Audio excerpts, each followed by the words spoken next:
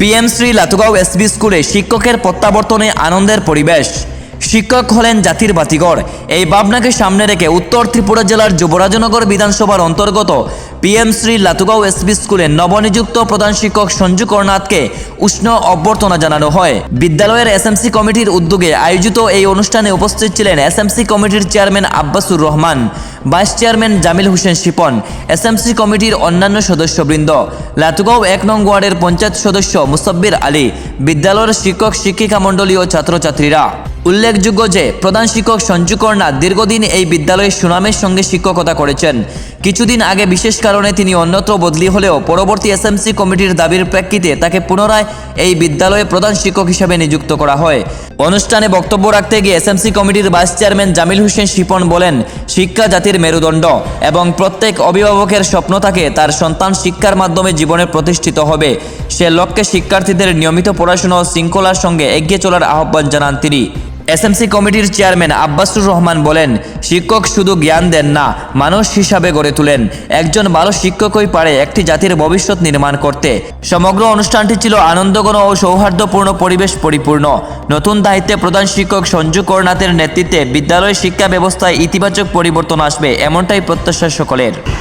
আজকে এই বিদ্যালয়ের ছাত্রছাত্রীর সঙ্গে এই গ্রামের মানুষ এবং এইখানে আমরা সকলেই অনেক খুশি আমাদের শ্রদ্ধেয় স্যারকে আবার আমাদের মধ্যে ফিরে পেয়ে।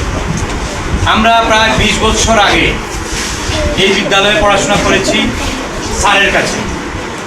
তো স্যারের যে পঠন পাঠনের সিস্টেম, স্যারের যে শিক্ষা দেওয়ার যে নিয়ম, যে অনুশাসন, সেটা এখনও আমাদের মনের মধ্যে দাগ কাটে।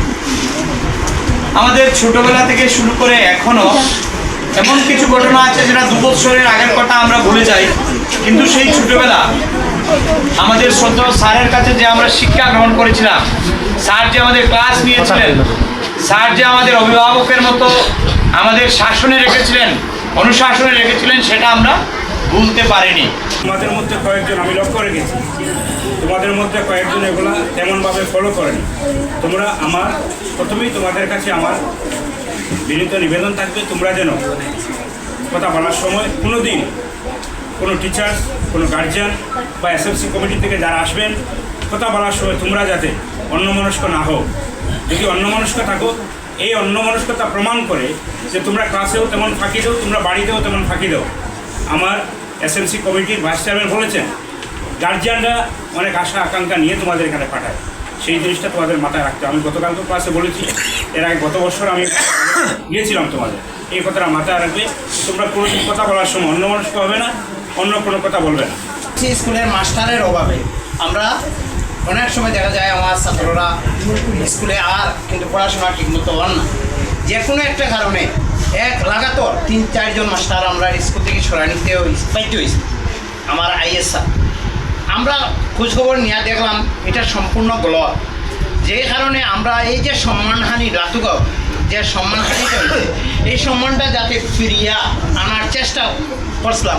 যাক আমার স্কুলের হাই অথরিটি যে আইএস স্যার আসলাম, তার লোকে আমরা সহযোগিতা করিয়া এসএমসি কমিটির যারা প্রেসিডেন্ট, ভাইস প্রেসিডেন্ট এবং সম্পূর্ণ মেম্বার সকল সহযোগিতার মাধ্যমে আজকে আমরা সঞ্জু স্যারে পুনরায় এই স্কুলে আনার চেষ্টা, এটাই আমার গর্বের বিষয়। আর কিছু না, আমার লাতুগাঁওর মানুষের গর্ব।